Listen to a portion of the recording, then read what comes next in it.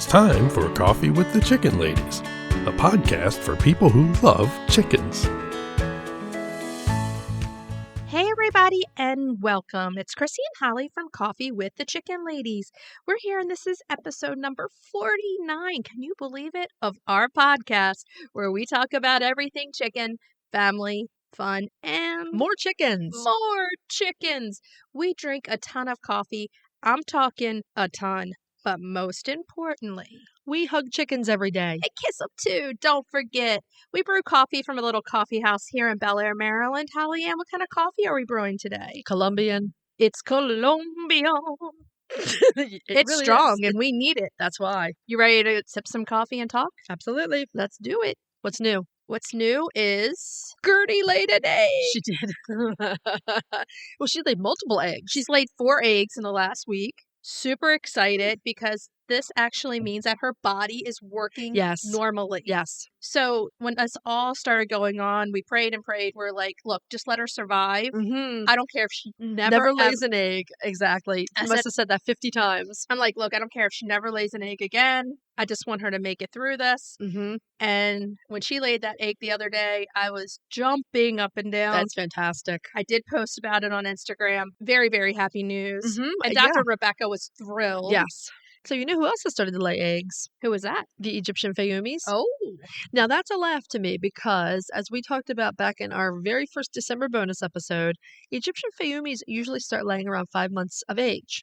Well, not these girls. They waited. They were the last of this year's pullets to start laying. Well, not technically. Martha. Oh, yeah, I wasn't counting the Nankins. No, you're right. I wasn't counting the Nankins. Martha has not laid yet, though. That should be any day. Yeah, I mean, she's a lot younger, but I Yeah. thought by now she would be laying an egg. I thought so too, but heritage breeds, some of them Yeah. surprise you. In some places, you read that the Fayumis lay a white egg and others a cream. Right. It is actually sort of creamy, pearly white, and it is pearly. It has this pretty shine to it. That's awesome. They're really beautiful little eggs, yeah. So Delilah and Zara are officially laying, and now that the weather's cooler, we are back in the garden again, putting in beds. I'm trying. Not everybody's going to know this, but I did take a pretty bad fall Oh, that's right. a little while ago, a week or so ago. 2 weeks from now, this is going to be over, but as we're recording this, you have your leg propped up. Yeah, I actually thought I broke my ankle, Mm-hmm. and the chickens just watched me. They're like, what are you doing down there, lady? I was out at Why the are you on the chicken run, ground? and I had my chicken Crocs on, and the side hit the paver that goes around our chicken runs. Yeah. And it went the wrong way. And I was on the ground, and thank goodness Joe was working from home Mm-hmm. because I couldn't move. And by the end, I felt like one of those football players being carted off You're because going out of the gator. the gorilla wagon had to pull me back to the house. I can laugh about this now. Yeah, not funny then, but yeah. My ankle is black and blue, and it's still about double the size. It's pretty big. Unless you have a softball instead of an ankle. It's a look over there. There it is. I see the toes. You So- really need to fill in around those pavers with mulch. I know. I need something because mulch. I have tripped so many times. This time I've tripped off of them too, but not the way you did. it was like hardcore. Yeah, you went down hard. We'll put this out there. Joe did take a selfie of himself pulling me back in the wagon. I'm sorry I laughed at that, but it really was funny. I was trying to be like the good bestie and like give him a stern look. That's not funny, but I just cracked up. It At was least so it funny. was the back of my head and not my face. Well, it 'cause looks I, very pretty. Your hair's up in a bun. I was crying my I eyes out know. while he took it because I honestly thought I broke my ankle. Yeah, sprains are really bad.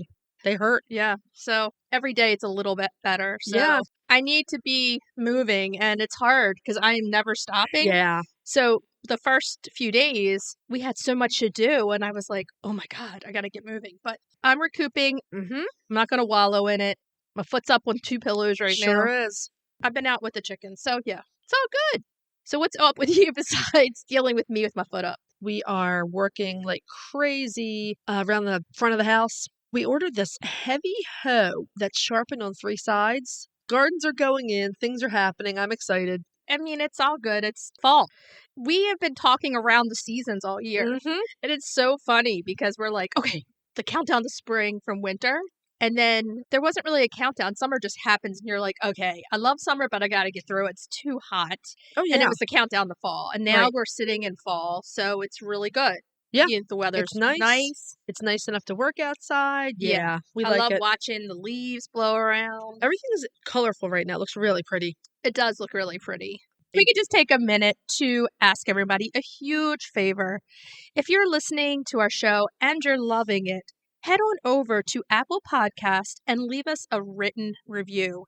It does amazing things for our show. And you know what? Shout out to Darcy Davis, who left us a review not too long ago. Oh, yeah. We love all of our reviews, but that one's fantastic. We love when an experienced chicken keeper tells us how much they love the show. Thank you. Thank you. Thank you. Really, we call each other every time there's a new one. We do. And we say, woo, yay! That's what that's what we say. Woo, yeah!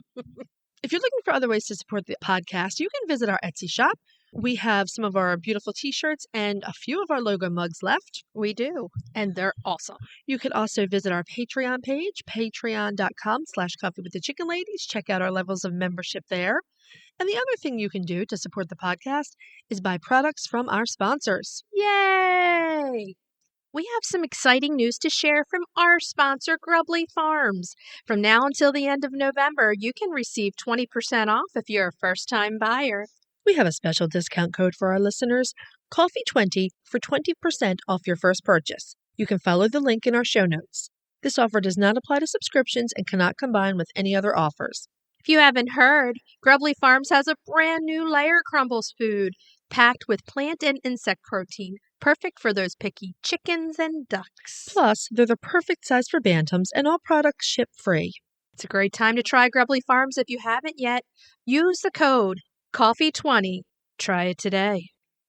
Hey, Chris. Yeah. Do you like subscription boxes? Does it have anything to do with chickens? Of course. Then yeah. Let me just take a minute to tell everybody about the Chicken Luv Box. If you love goodies for your chickens and you need to go to chickenlove.com. I love the Mega Box. Tons of useful products for my flock and a chicken tea for me. You cannot go wrong with these chicken teas. They are so soft and so cute. In the September box, I absolutely love the rooster socks and the can of grasshoppers. It's amazing. I really love the iron trivet. I'm going to use it for all my entertaining, and I've got to keep the girls away from those chick notes for sure. Yeah. Boxes start at $39 a month. They ship immediately after your order, and shipping is always free. To receive $5 off, use the code CWTCL at checkout. It's such a great deal. Don't wait. Get off the nest and click already. That's chickenlove.com. That's chickenluv.com. Get your subscription today. Okay, so now it's time for a breed spotlight. Yes. That was actually pretty impressive. Yeah, I like that one. That's a good one. That's good. And this week we're talking about The Brakel. the Brakel. Has everyone heard of the Brakel? I've heard of the Brakel. This is another one of my finds. Yeah, this is one of your finds. I did know this one, but yeah, this But is you a good will one. see that I come up with the more rare Mhm. chickens because I'm trying to stop. That's your aim now? I'm going to play hard to get now. Like, yeah, I've heard of that one. So it's the Brakel. The Brakel, right. The Brakel is another very old breed of dual-purpose chicken, and they're from Belgium. They're from Belgium, and they like chocolates. Because Belgium has some Yes, really I got you. good chocolate. I got the connection, yeah. Yeah. Don't feed your Brakels or any of the rest of your chickens chocolate. No, just Frankly, the Belgian chocolate belongs nowhere except in your stomach, not your when chickens. Joe went to Belgium, Uh-huh. he brought me home chocolates. Damn. Yeah. I was so jealous that he went. I mean, he went for work. Okay. But I'm like, the least you can do is bring me Belgium Mhm. chocolate Yeah. home. Yeah. The Brakels really are quite an old breed. They have been found in records as early as the 1400s. They take their name from the area where they were developed in Flanders, specifically in the villages of Brakel and Brakel, which I Right. think are Upper and Lower Brakel. Well, this is what we've learned along the way, going through all the breeds, is they're named after the geographic place where they're from, usually. Generally, yeah. Mm-hmm. So, I mean, it makes sense. Really only a handful of things are named after. They're named after where they're from. They're named after where they're exported. Or They're who named discovered them. after who discovered them or who bred them. Right. Yeah, it's really not a lot, yeah. So the Brakel is closely related to, but it is larger than the Campine, which is another Belgian breed Yes. that we'll be covering in an upcoming spotlight. Yep. And interesting to note, the Brakel is not recognized by the American Poultry Association, but the Campine was accepted into standard of perfection in 1914. I guess because it's derivative from the other breed. Probably. A Brakel Breeders' Club was created in their native Flanders in 1898. And that was a while ago. Yeah, right. And a breed standard was accepted in 1899 in an attempt to protect the breed from outcrosses and too many variations. Basically, you don't want this to turn into a landrace breed where they're just out there breeding away and nothing looks similar and they don't have standards. I think it became very confusing because like each town was breeding their own little variety of this. Right. I mean, the Campine obviously is very similar, but developed in another part of Belgium. Right. And they were fairly popular until the First World War, when the numbers started to decline. Of course. And after the Second World War, they declined even farther. Which we found across the board. We did, right. And Flanders was hard hit. Food was extremely scarce in some areas. And so we've seen in more than a few historical sources that people were simply eating the chickens without taking the time to breed them anymore. Right. They were hungry. Exactly. And war does very horrible things it to does, people. right. And to industry and to land and to everything. I mean, and farms people were wiped out. They were desperate. They were. So they weren't thinking straight and taking time they were trying to preserve. survive. They were trying to survive over the chicken. Exactly. But we found this in many other breeds also. Oh, yeah. But that, of course, put a major dent in the population. That's bad enough. But along with that, the latter half of the 20th century also saw growing importation of other high-efficiency layers. Once again, it's the same old. If I had to guess, I'd say Leghorns and Rhode Island Reds. But yeah, for they, sure. They're the big two. Anyway, that further reduced the numbers and replaced the Brakels on farms that did manage to stay in business after the first two world wars. They are a really beautiful chicken. They're a beautiful chicken. They're a good example of how breeds developed in certain geographies. And that's one of the reasons this breed was known by so many names. It was really, the names were assigned to little geographic variations. Exactly, like little villages. Right. And so the names included the farmyard hen, the nun's hen, the everyday layer, and the colorful white-necked gray. They're really cool looking. They really remind me are. of the Fayumis a little bit. Well, funny you should say that. As we go on a little bit, we'll be mentioning the Fayumis. The breed was a good example of how breeds developed in certain geographies and how they were affected by global changes. So the post-World War industrialism reigned for about 30 years ago, essentially to the 1970s, as we always say. Yes. That's when a lot of baby boomers came of age, and they started to make a lot of changes. They were very idealistic,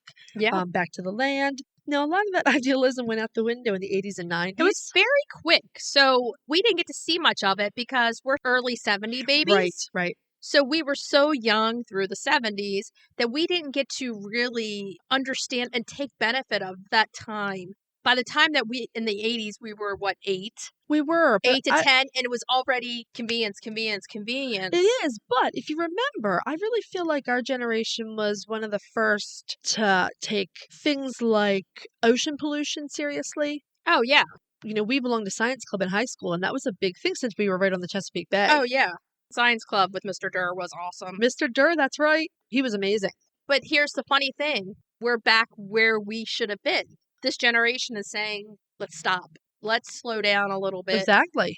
So, Generation X, here we go. Here we go. It's funny how you see it back in history and then repeat itself again. Right. And it's probably going to keep repeating itself until a major change happens. So back to the Brakel.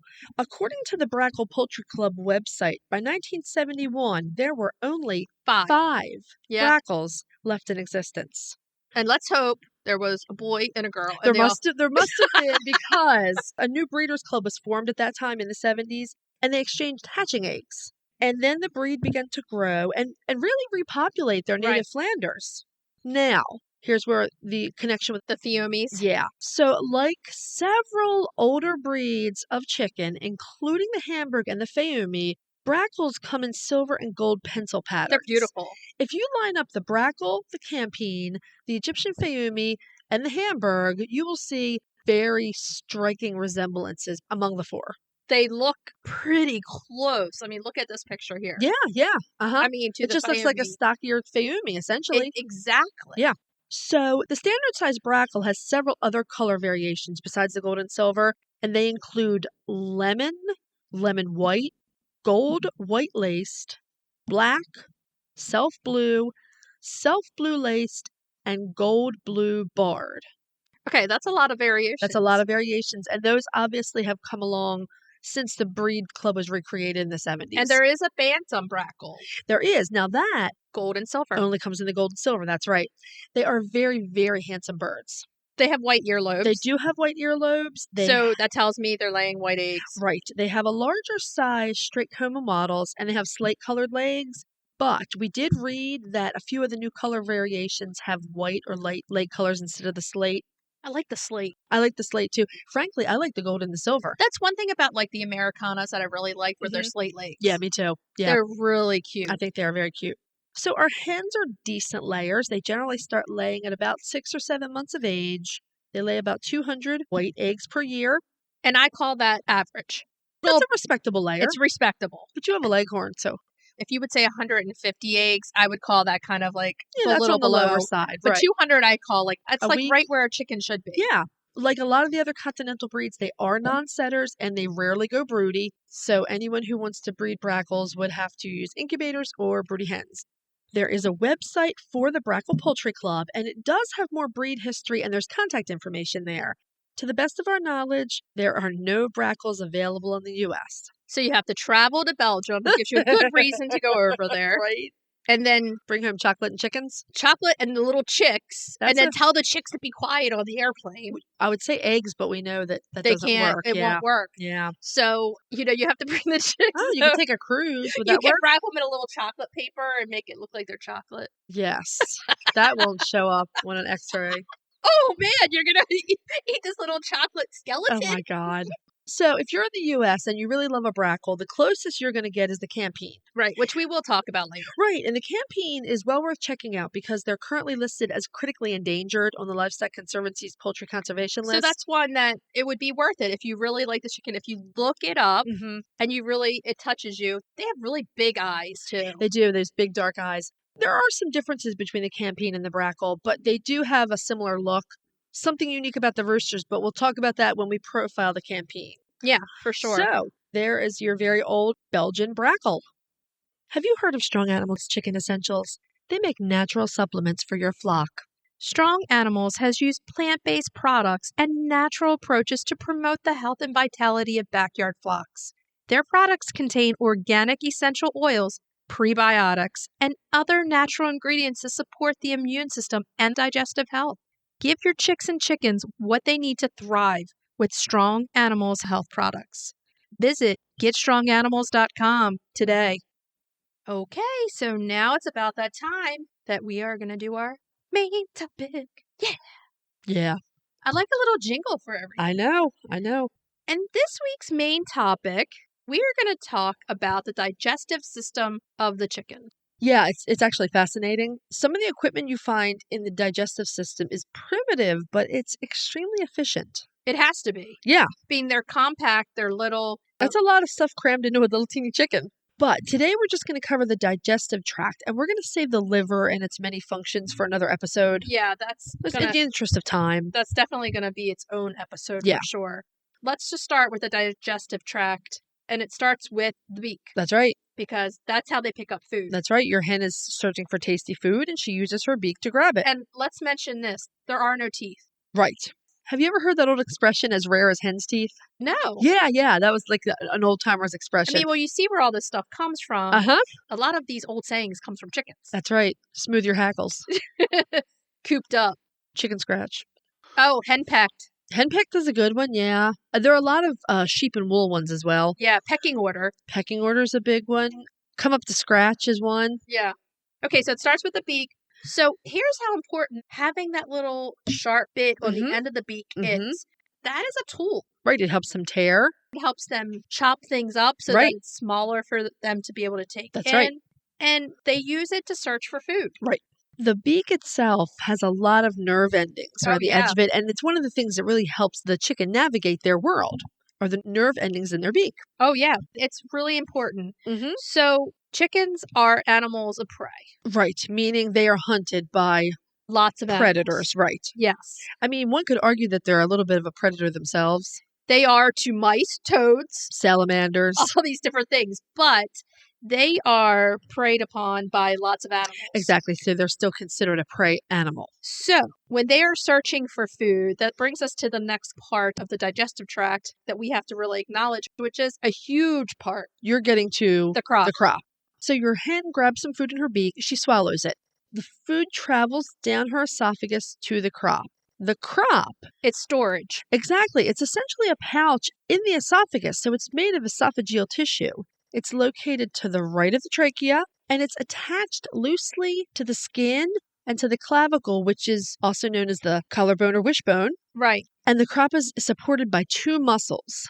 Backing up to the crop itself.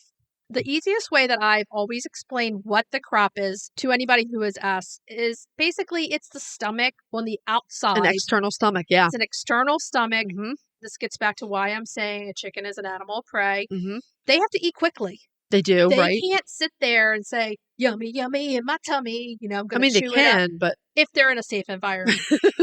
If they see something, they have to be able to eat, store, and go right. quickly. Eat and run, right. And that's what this crop is. Actually, yeah, in the case of predators coming after them, but also competition. Amongst themselves. Exactly. Sure. I don't know. My mom had some shrimp tails last week and she gave me, and I gave them out. And I watched poor Madeline run around the run like 4 times with a shrimp tail in her beak because everyone wanted it and she had the last one. Yeah. And they chase each other and then they try to go into a corner. They try to eat it real fast.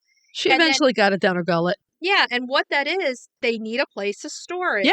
So it's an external stomach. Right. As we said, it's a pouch in the esophagus, and it is attached to the skin and the collarbone. And then there are those two muscles, and those two muscles support it, and they're what help push the food up when it's time to move it through. Those muscles contract and push everything through. You can actually see them working.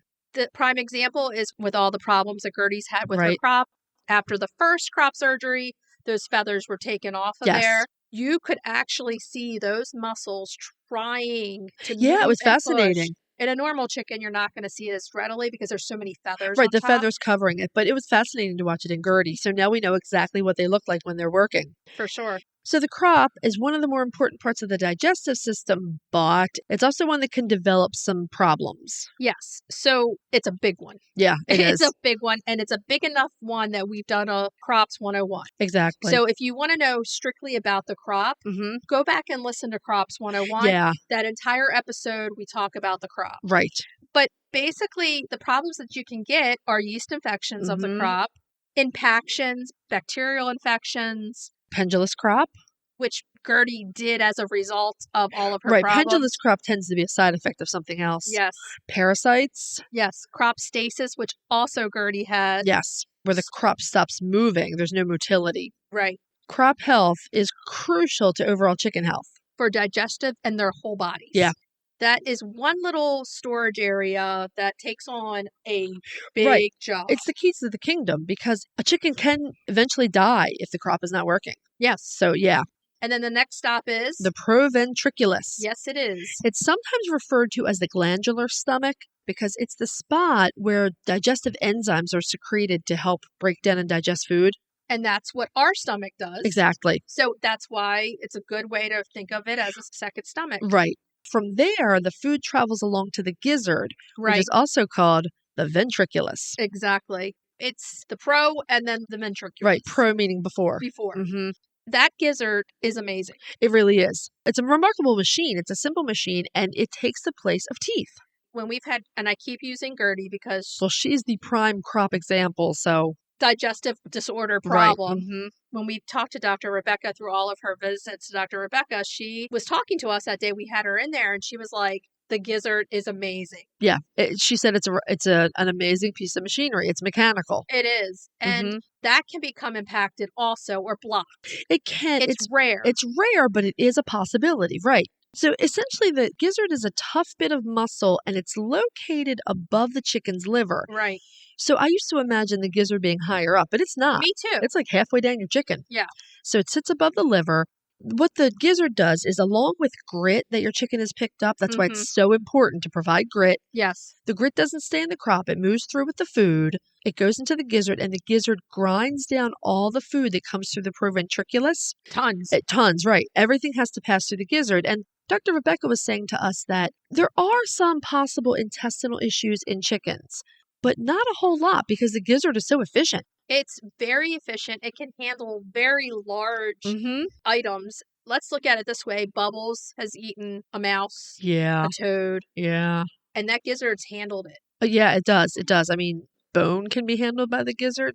it can handle lots and lots and lots of stuff. Right. And it's one of those super primitive things. I'm sure that's probably a dinosaur left over. Yeah, exactly. And it was one of the things I was worried about with Gertie, thinking, It could be a blockage. I'm like, okay, the crop, we've done so much with the crop, it's still not working. Is there a blockage in that gizzard? Right. And there was not. There was not. So it grinds all that stuff up. It mixes it with all the digestive enzymes from the proventriculus. And then your next stop, Small intestine. the small intestine. And that is where a lot of the nutrients are absorbed. And this made me laugh because think about how small your chickens are. The small intestine is between 4 and 4.5 feet long. Yeah. Maybe it should be called the long intestine. Working in an OR for 15 years, one of the most amazing parts that I loved is looking at the organs inside. Uh-huh. And intestines will astound you. So I've been a part of so many exploratory surgeries with animals who have eaten things they shouldn't. Right. Or small bowel resections, all these different things. And when you look at these things, you're like, how can it be this long? Yeah. But they are. Yeah. And it's just so neat the way the body stacks everything Right. and it all works. So 4.5 feet is long. Mm-hmm. If you look at this chicken and you're like, how in the heck? Right. How does it fit in there? But it does. It fits in there. It does. And that's where a lot of this is absorbed. The food needs to go through every part to finally give the bird nutrients. Right. So when it gets to the small intestine, the nutrients in the food are absorbed. They travel off to the liver and some other places. And as we said, we'll do the liver in another episode. Yeah. But this is also where some of the internal parasites would dwell.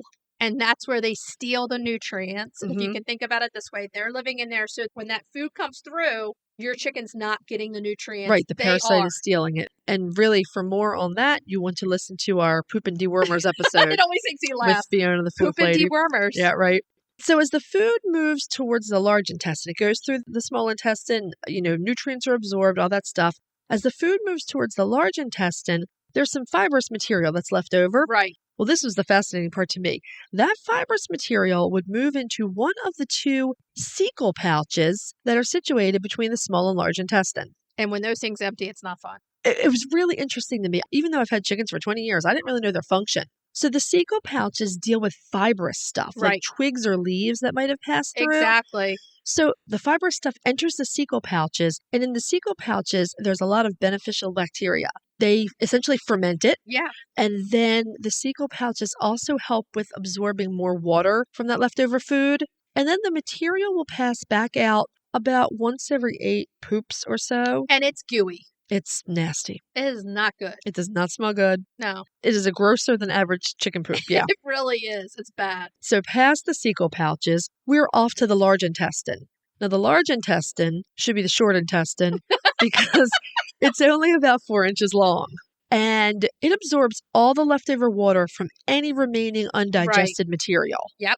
And from there, it goes through that 4 inches and then it moves onto the cloaca and passes out. And it's, see you later. That's right. A big pile of chicken poo. Right. And that is what is left over. That takes out all the nutrients. Right. It's all fibrous stuff. Mm-hmm. And it kicks it out because it doesn't use it. It doesn't need it. Right. And that's what you have. And as we all know, chickens generally poop like 12 or 15 times a day. And that is a good number to remember. Because if your chicken is having any problem in that digestive tract, starting with beak, crop, all these different things, if there's a blockage somewhere, you are going to not see 12 to 15 poops a day. Right. Poop will drastically reduce. And that's something to be aware of. You're not always out there with them during the day, but if you notice that they're not feeling well, then like us, you camp out there and count how many times they bring poop. them in and then you count poop. We have to put this out here because it is so hilarious. But Gertie... Oh, you're not telling people that, are you? Yes. Okay. It's funny. It is funny. Holly Ann's like Gertie's second mom. And because you watched her for the week when I was away and you had to count poops, now she poops when she sees you. I know she does. Every time she sees me, without fail, she poops. But it's the best because she's like, okay, you're looking for poop. Here you go. I don't know. I think it's because she doesn't like me because I tube fed her for a week. No, I don't think that's She's like, oh man, there's that woman that shoved that tube There's in my the poop crop. Counter. It's my new title. Poop counter. Chicken lady poop counter. She's like, let me give her one to count. God. But yeah, so that's why I use Gertie a lot because she went through all of this. She went through everything and, it's a good example to use and it's where we are right now. Right. There are a few problems that can occur with the intestinal tract, which we didn't really talk about. Right. So it's pretty efficient. Again, if stuff makes it through the gizzard, it's usually in good shape. But number one, The parasites. Major. The Yeah. reason why they're a parasite is they're living off your chicken. Right. And they are stealing the nutrients from in that intestinal tract. Right. And your chicken can become anemic and they can die from parasites. Bacterial. It's more rare, but you can have bacterial infections or enteritis, Yep. which definitely needs to be treated. I think you can do a fecal. You can take poop in for a You fecal can do a and cytology on it. yeah, they can test for the presence of bacteria. Which there's always bacteria in it, but they can look for an overload of Or they're more than looking for normal. specific types too, Yeah. bacteria that don't belong there. And then our old friend, the yeast. The yeast infection, that's right. And that leads to our bigger old friend of Vent gleat. The bacterial infection can lead to vent gleat as well, and parasites can too. Yeah. So their body is a machine. Yeah. And if one part isn't working for whatever reason, then you got to fix it. Right. Really, with a healthy chicken, the three biggest problems in the intestinal tract are parasites, bacterial infections, yeast infections. Yeah. If you get into something like Merrick's disease, there's a possibility of internal tumors, that sort of thing. But that's not like an everyday issue that you're going to worry about, where the other three kind of are. And if you want to learn about Merrick's disease from Dr. Rebecca, Yes. go back and listen to the episode that was just put out recently. Right. Merrick's 101. Yeah. It's an entire episode that It is explains chock everything. full of information. It's an amazing episode. So go back and listen to that one if you have any questions about Merrick's. Right. But the intestinal tract is amazing. The amount of things that they can eat without teeth amazes me. Right? I have to mention this because it is kind of funny. The girls and I were driving to the beach this year. And we saw a billboard and says, "You don't want to be a chicken." You know why? Why? It was a dentist billboard Oh, man. because they have no teeth. Rare as hen's teeth. Okay, so now it's time for Cracking the eggs. cracking those eggs. Another Chrisie Thanksgiving recipe. We're in the month of November. Right. Month of November in my house is about birthdays and Thanksgiving. Right? There are 3 birthdays in this household in November. There's including Thanksgiving. yours. Yeah, mine. Mm-hmm. And both girls are Right. November babies. Right. And then Thanksgiving. So we have a lot of different things that we do for Thanksgiving. And this is one of my favorites. It's sweet potato casserole. And I generally am not a sweet potato casserole person. I just like my sweet potatoes roasted. But the topping of this casserole is really cool. And you can eat it. Yes, I can eat it. It's And gluten-free. This recipe can be changed to gluten dairy-free Yeah. very easily. Mm-hmm. And we will include our variations in the recipe as we always do. And this one is not terribly hard at all. It takes a little time, and I always make it the day before. Oh, that's good. Then you don't have to worry about it the day. You can just throw it in the oven on the day of. Just to warm it through and do the topping. Now, I do the topping right before I serve it. Okay. But I mix the topping the day before. Okay. So let's start from the beginning. You're going to get about 5 or 6 sweet potatoes. Okay. And I never nuke them. I just take the time and bake them. Okay. Poke holes in them, wrap them in foil. Do you peel them first? Nope. Okay. And I cover them with olive oil. And then put them in foil. Right. And then I bake them at like 400 for an hour. I forget about them. Yeah, I suppose you can, yeah. Yeah. Just set the alarm so you don't forget about them forever. Yeah. And I bake them for about an hour, get them really soft, take them out of the oven, and then the skins just come right off. Yeah, you can peel it right off easily. I wait till they're... Or you could probably cut them in half and scoop the flesh out. I slit them, and then I just open them up and pour them in a bowl. Easy enough. You have to do them when they're a little bit warm. Right. For that to work. Yeah. So normally it's like hot potato. I'm like, ooh, ow, ooh, ow. God. Hurry up, get it in there. And then I mash them with a hand masher. Okay. So that they're kind of textured but smashed. Yes. Mm-hmm. So after you have them smashed, you're going to make your filling for your casserole. Okay. So they're smashed, and you're going to add 2 tablespoons of butter, a half a cup of brown sugar, about a half a cup of milk, or we could do almond milk. Non-dairy milk, right? Non-dairy milk. The recipe that I use calls for like 2%, but I usually use whole on Thanksgiving. Right. It makes it creamier. Yeah, exactly. 1 egg, of course. Mm-hmm. A little bit of salt, pepper, and vanilla.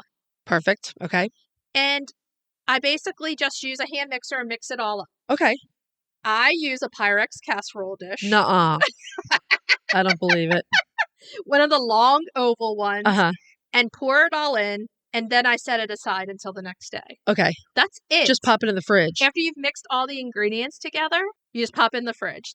Then the next day, I bring it to room temperature. Uh-huh. I've learned this along the way that you're not supposed to put something from the fridge straight into the oven to reheat. No, because you can bust your baking dishes that way. Yeah. plus, I've seen it happen. yeah, so I always say, okay, bring it out like an hour beforehand, let it come to room temperature, then we'll warm it up. And then you take the topping that you've made. Okay. This is the really cool part about this. I've had to do it for gluten-free people before, and that's why this is what I use. Right. Instead of anything that could be gluten in it, I use cornflakes. I'm so intrigued by that. When we were little, my mom used to fry chicken with a cornflake coating. Yeah. And it was delicious. So when you showed me this recipe, I was like, yeah. Yeah. It's my once a year that I buy cornflakes. Cornflakes. And then I have them all year for other toppings that I want to do. Is the cornflakes box the one that has the Chanticleer rooster on it? Yes. There we go. Yes. Okay, so you mix that with brown sugar and butter and pecans. Ooh. Yeah. And then you mix it all together, and I get my frustration out because usually by then I'm like, I got 20 dishes going. Right, and you're whacking it with a rolling pin. I use a crab mallet here in Maryland. Maryland girls use crab mallets. I'd use a rolling everything. pin. I got to tell you, I would use a rolling pin. So pull out the crab mallet, boom, boom, boom, mash it all up, and then you make diagonal lines on top. It looks so pretty. And in the Pyrex, I'm sure it has that sort of vintage casserole look. Yes. And then... So you do a line of topping and a line of marshmallows. Marshmallows, and then a line of topping, a line of marshmallows, a line of topping. And in with the topping, you're also going to put about a tablespoon of butter and melt it all in. Oh, yeah. Okay. If you're non-dairy, you can use non-dairy butter. That's Earth fine. Balance, probably, or the Country Crock vegan butter probably works fine. Exactly. And then you make it so that it looks pretty how you want to do it. I do diagonal. And I go through, and then you bake it, and then you kind of roast the very top of it till your marshmallows till it's brown and melty. Yeah. And then you dig in. Sounds fantastic. It's really good. It's one of our favorites. And it was kind of trial and error because I had to do it for my family who's gluten-free. Right. My extended family, if I was taking it there. Mm-hmm. So the cornflakes worked great. It's like, what else can I use? The brown sugar flavors the cornflakes. Right. The pecans flavor it. I really have to make this. This sounds amazing to me. You're going to love it because you can substitute. The almond milk would be just as good. You know what I have? Oat milk, maybe. Well, that's what I have in my kitchen lately. I have gone to Chobani makes, they call it rich and creamy. Yes. And I just get the unsweetened. Yeah. And it's like this thick, rich would work great. Oat milk that you can use for almost anything. I love it. It's like a half a cup of milk. It's not like a large amount that you need. So and apparently the oat milk is much better for the environment than the almond milk is. Really? I read that recently. Yeah. I'm a big fan of the almond milk. We won't even get into it now, but there are some issues that impact pollinators. Oh, really? With the almond milk. Yeah. So the oat milk is a really good alternative. And frankly, I think it works better in baked goods and recipes like this. And oat milk's hot right now. Let's just say it. Oat milk's hot. It's hot. You know, when I shop for oat milk, it did not occur to me that I should feel hot. Now I know. You'd be like, I got to get my oat milk. Hot. It's hot.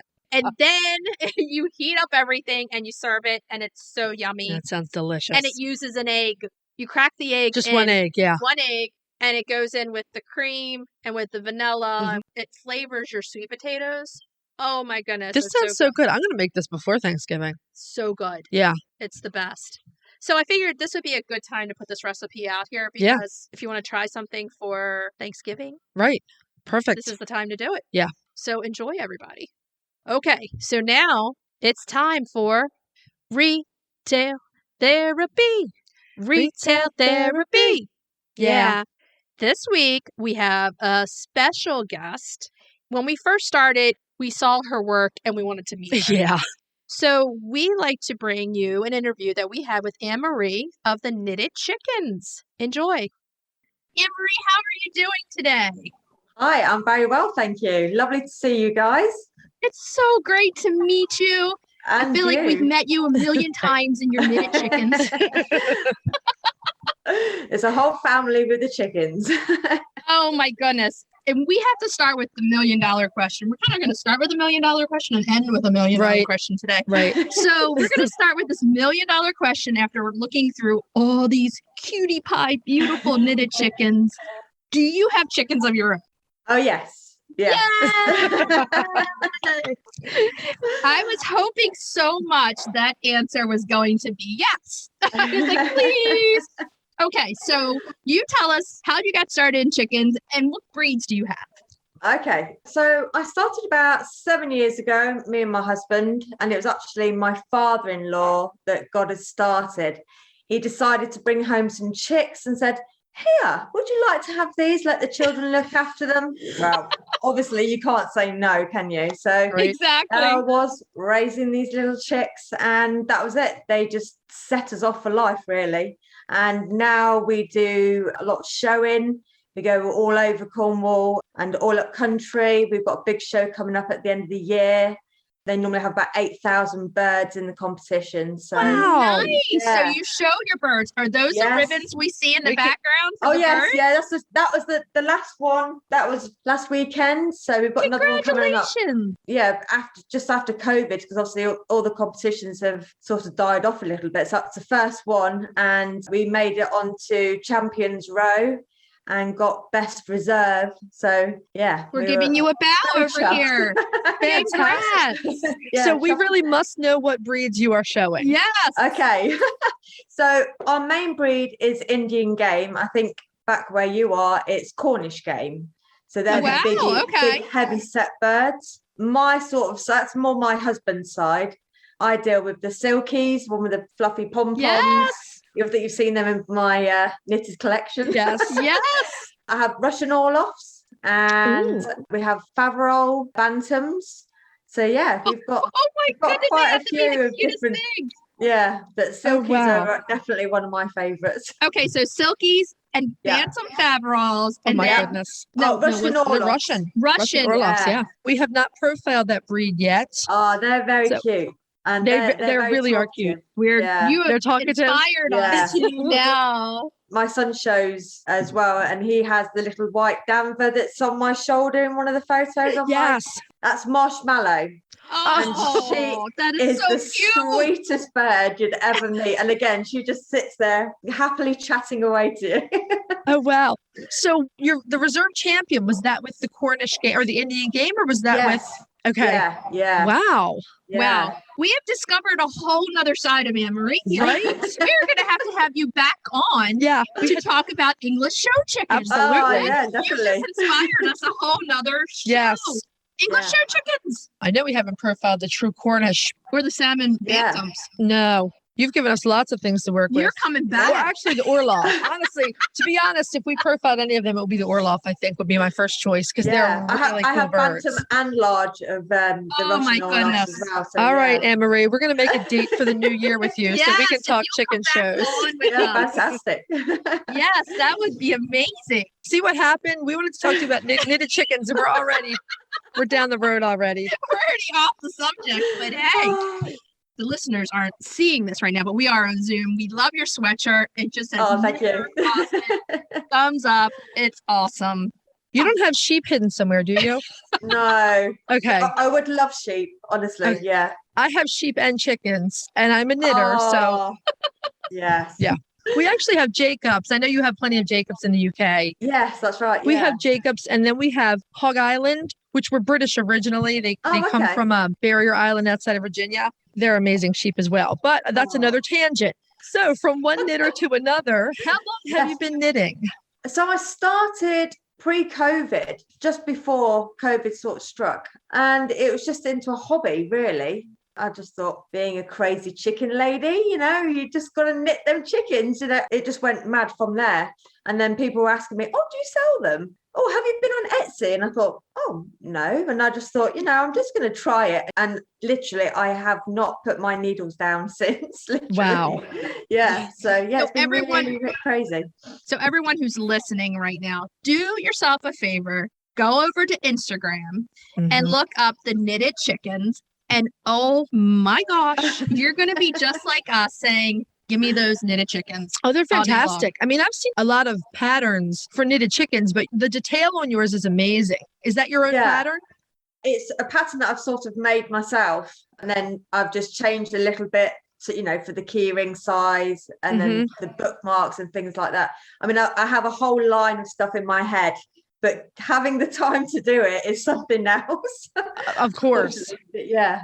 So was it COVID that inspired you to start knitting, or was it the chickens that inspired you, or something else totally?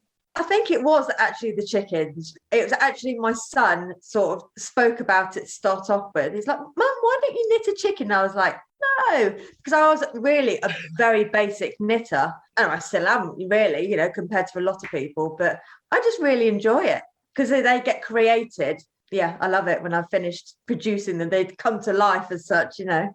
Yeah, They I love look it. so amazing. And Holly Ann and I were both saying your photography of them is amazing It's also. spot on. Oh, I mean, thank for you. product photography, it's spot on. It's perfect. You highlight. Oh, I mean, it just looks amazing. Everyone really go to thank you. Anne Marie's Etsy shop, which is linked in our show notes, and check out these chickens. Do you want to give the name of your Etsy shop so that everyone can go over to it also? The knitted chickens. It's just nice and simple. Okay. That works. We're curious, how many chickens can you knit in a month? In a month. Okay, so it's not so much the knitted, it's the putting together. That takes time because it's quite fiddly.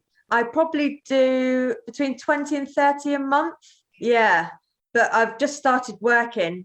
I work like 40 hours a week now, training to be a bus driver. Oh, wow. Which is, You are a woman of so many trades. Oh my gosh. The surprises just keep coming. It's amazing. So yeah, I've been training for a week, and then next week I've actually got my test at the end of the week. So yeah, wow. Hopefully, yeah, I'll be out on the road next week. But so my evenings are my knitted time and my weekends, but it's nice. It's therapy, you know, and I really enjoy it. It's definitely a good hobby to have. It takes chickens to the next level. So chickens are a passion. Do you sit with the chickens and just knit and like relax? Yeah, I had Marshmallow, my son's one. She's in the house at the minute. She went to show last week and she sat there having a little chat. I thought, come on then, you come and sit next to me. She sat on my knee. I'm knitting away. That's normal in my house. That's amazing. That would be pretty normal around here as well. Oh, yes.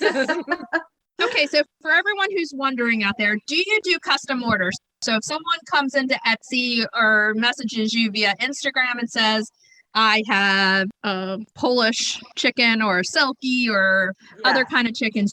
Yeah, so a lot. I mean, my next order actually coming up, a lady messaged me about having a splash silky.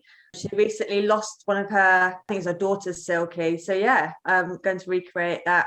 About a week or so ago, there was one I made a card, and that's a tribute to a silky that a lady lost, and it's got a little banana and stuff on there as well. Oh yeah, all in tribute. Yeah, all in tribute. Yeah. It is so cute. So we know you have an Etsy shop. Are you selling your chickens anyplace else right now? No, just Etsy. It keeps me really busy. Yeah, I'm sure. So any upcoming projects that you are excited about? Yeah, well, as I say, I've got lots of stuff in here that wants to come out. But like I say, it's just literally, I sort of get a quiet spell and I get down to 2 or 3 orders. Then all of a sudden, it just mounts up again. So yeah, I want to do like hair clips for little girls. Oh my goodness. Will you do them for adults as well? Yes. Yeah, Seriously? of course. I think that would be amazing.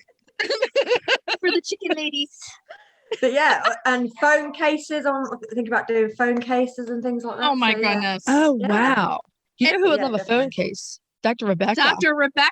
Our vet. Dr. Rebecca's been on, our veterinarian.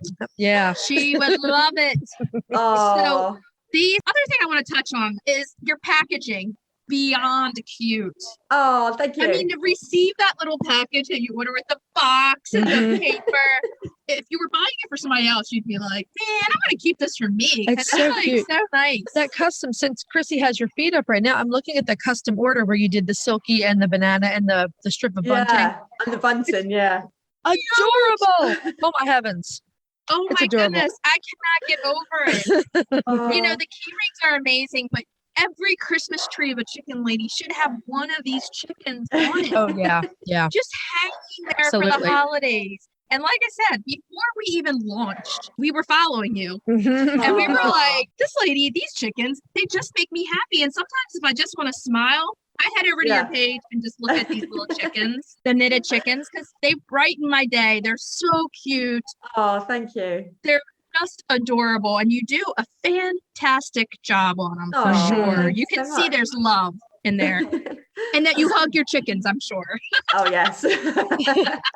We're going to ask you the most unfair question in the world. The second $1 million question. The second $1 million question, right? As we finish up, what is your favorite chicken breed? Oh my goodness. I think I would have to say silky because Silkies. yeah, there's just something about them. Even when they're just chicks, I just love them. Their little furry legs and I love them. Do you breed your own? Yes. You hatch them. Oh. Yeah. You need to come to my house. Can we? Seriously? Yeah. So February. Planning a trip to the UK because we have so many friends now in the UK. Yeah. We love everyone over so there. good. And we're coming, and my daughters took surfing lessons in Costa Rica a few years ago. Fantastic. So we had to throw them on the plane to go surfing. Holy moly. Yeah. So February till June, we do a lot of hatching. So normally my house is full of cages with baby chicks. And if I speak to somebody on the phone, they're like, what's that noise? I'm like, it's fine. It's just the chicks. Oh my goodness. We We found such a good friend over there. We definitely want to have you back on the show to talk about showing. I mean, actually just breeding for show and the whole showing process. We would love to talk to you about that. So definitely. We will keep in touch and set that up for the new year. That would be super fun. Yeah. I'll show you some more trophies by then, hopefully, as well. Yay. Okay, so Anne-Marie, it's been awesome talking to you today. And you have been like a big surprise because I know, what a delight. We had no idea you did all these things besides knit the chickens. Oh my God. And it's amazing. You're a superwoman over there in the UK doing all this stuff.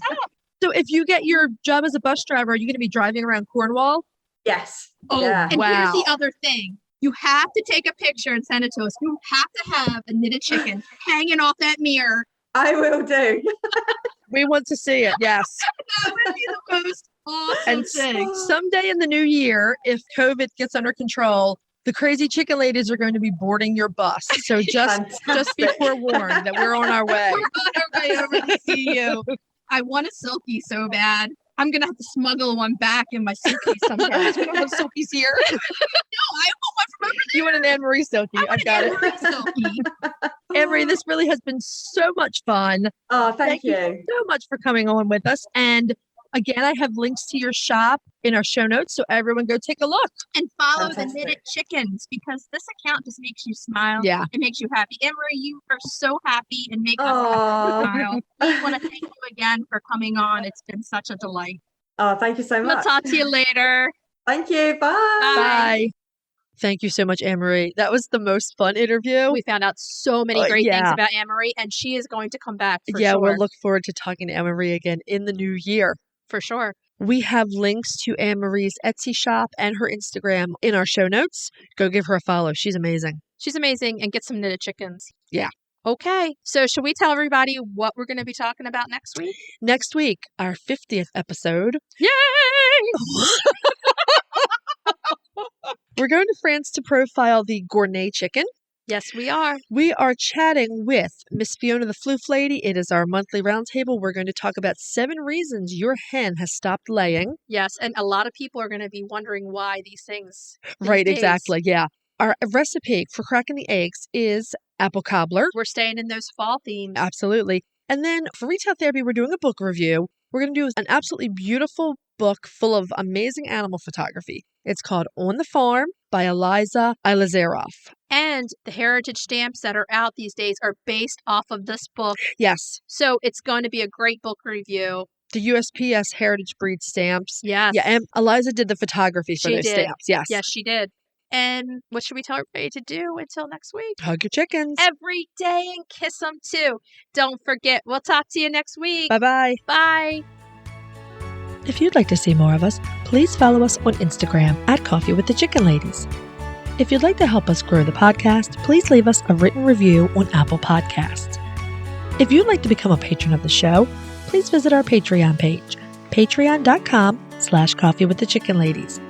Thanks for listening.